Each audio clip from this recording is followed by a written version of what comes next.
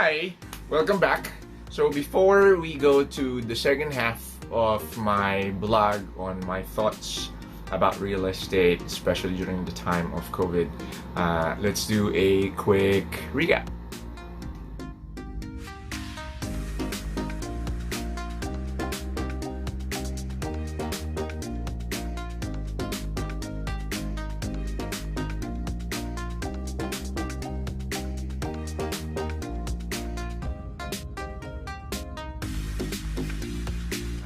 To put it bluntly, the value of real estate, amidst the slowing down and softening of the market, I don't think it should be significantly depreciated.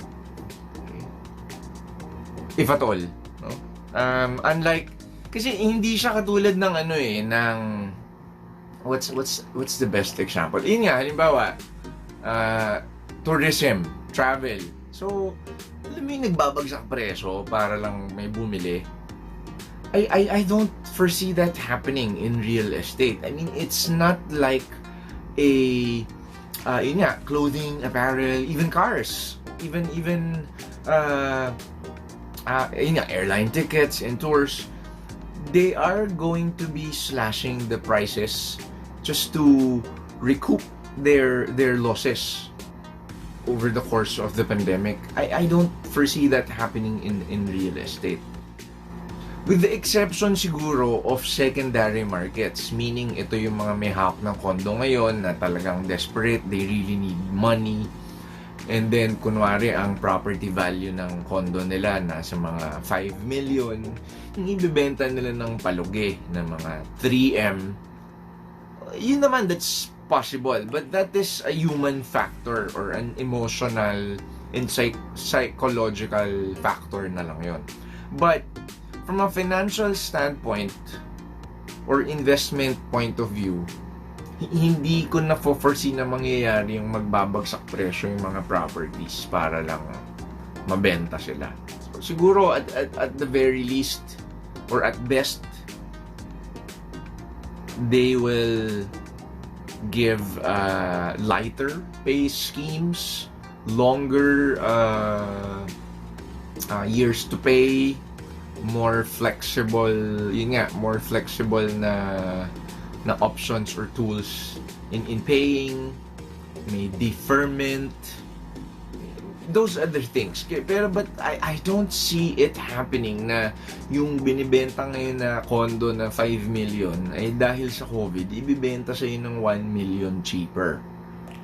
Okay, those values have been pre-computed way before these projects were launched. Okay, so if at best, if at all, yung property values so they will just stay as is, but no depreciation per se, or at least no significant lowering of the price. Okay? Yun yung reality nung sa properties. Okay? I suppose the more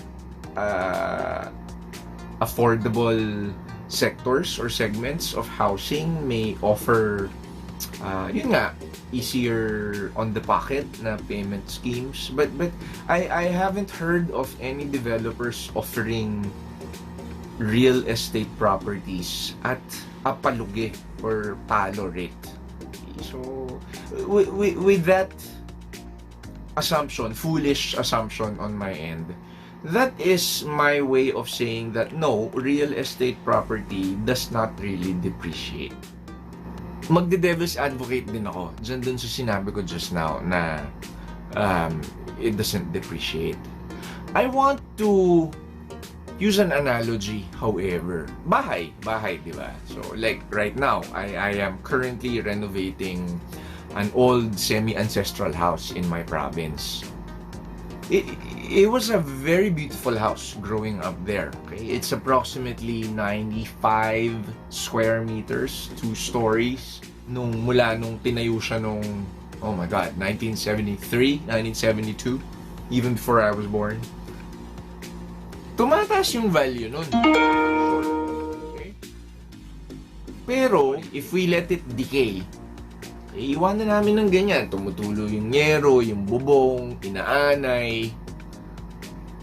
I seriously doubt that that particular property, the house, I'm referring to the house, not the land itself, no? So, yung house, I don't think the value is gonna go up. Okay? So, in the same token na yung katawan mo, di ba? You're given one body.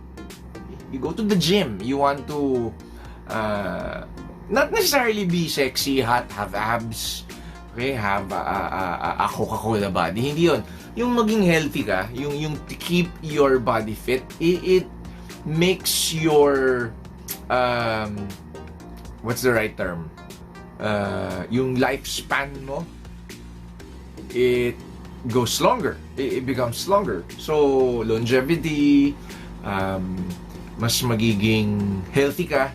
So, I guess what I'm saying, using those two analogies, is that hindi mo rin pwedeng iwanan lang ng nakatenga, ng decaying yung property mo. If you don't take care of it,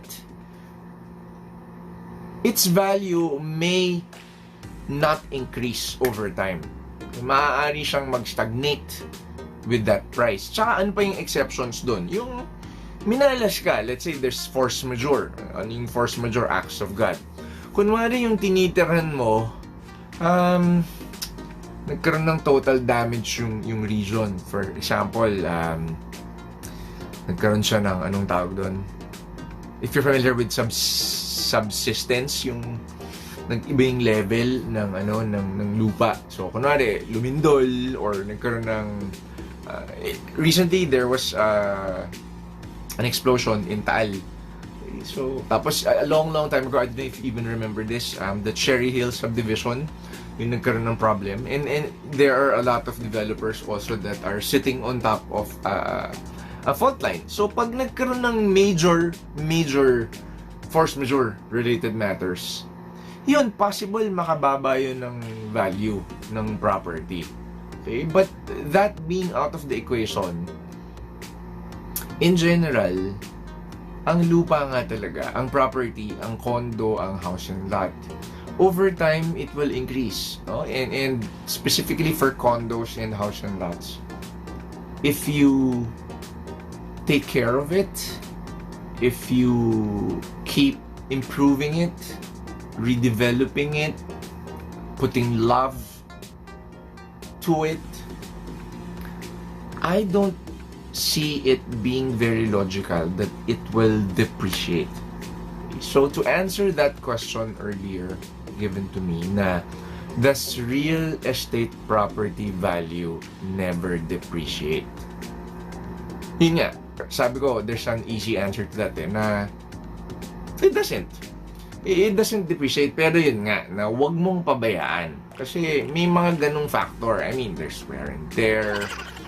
But generally, it being a finite resource, it will go up. Its value is gonna go up over time. So I'm gonna cut it na at this point. Okay, and that being said, I hope you were able to gather some things, some tidbits of information, some aha moments, maybe some realizations, or maybe I made you think, made you muse about some things. And I'd like to thank you for sticking around up to the very end of this lengthy video. Sensya na, maraming thoughts kasi I'm very passionate about this topic, and I promise the next ones are gonna be much shorter. Okay, so thank you very much, guys, and I wish you all well. This is VJ Bentong. If you liked the video, please click like, share it on your social media, and if you haven't yet, please click subscribe and that bell.